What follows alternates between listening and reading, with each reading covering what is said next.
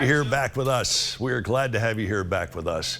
You thought I was kidding a moment ago when I said Killer Beaz is here. Beaz is here. Hello, my friend. Welcome back. Good morning, buddy. Good to see you as again, always. Man. Kind of not really a surprise appearance by you, but you're going to be rolling into beautiful, beautiful Catoosa County. You're hitting the Colonnade this weekend, right? Right, over in Ringgold. So we're looking forward to it. It's a really gorgeous theater if y'all have never seen it, man. It is really nice, and we're tickled to it's a return visit there, so we're tickled to do it. How do you like playing a venue like the Colonnade or the Walker Theater as opposed to playing a conventional nightclub or bar? I'm going to have to say I love it. Really? Why? You can get more people in there. Mm-hmm. You can do one show and come away with as much revenue as you would with a week at a comedy club, wow, if you will. Yeah. And it's just a really cool and controlled environment. You don't have as many people, and I mean this politely, you don't have drunks up in there. Sure. And there's grown-ups, and I just love doing them.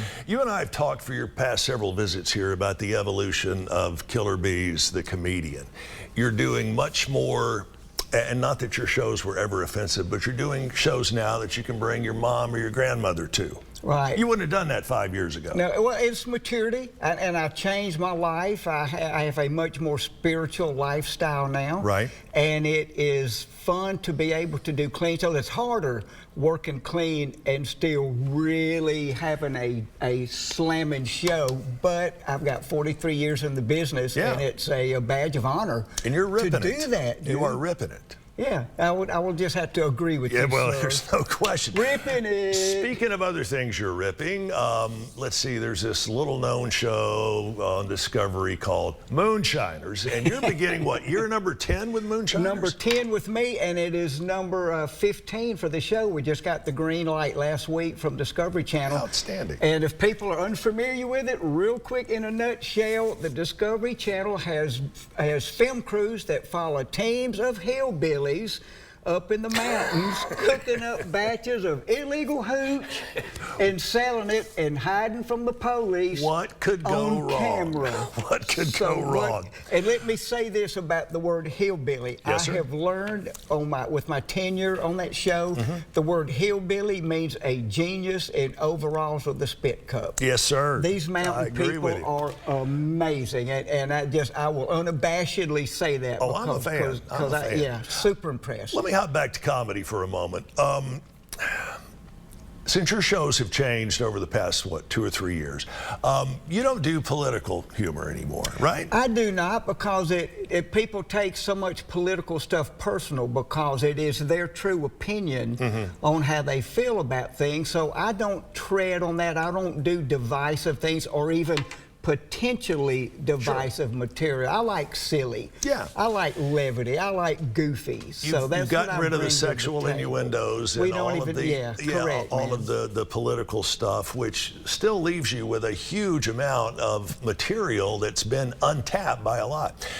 Who do you think, in your mind, being a professional, in your peer group, who are some of the comedians to really keep an eye on these days that may be fairly new? Well, the new guys are really good. There's a guy named Dale Jones that is tearing it up out there. And of course, I still like all the old guys. Yeah. You know, Steve Martin was always one of my favorite. Jeff Foxworthy has always been a dear friend and a good guy. And so all the people out there that are working clean and working with integrity, I'm huge fans of. And so I don't get to see the new guys as often, being a solo act. Sure. I have an opener named Dan Whitehurst out of Nashville that I've been using exclusively for a couple of years now that is real, real good. What about, for example, a Nate Bargatze? I love Nate. Nate is great, and Nate works a clean show and always has. So he's very good, and he's got some buddies out of Nashville that are really, really doing good. So is this the Nate land that I've been hearing about? Right. We got to take a quick break, but we're going to be back with more of Killer Beaz coming up here in a moment. Again, quickly, Colonnade. The show is tomorrow night. Tomorrow night, 7 o'clock. Tickets are available at killerbeaz.com. Say it with me again.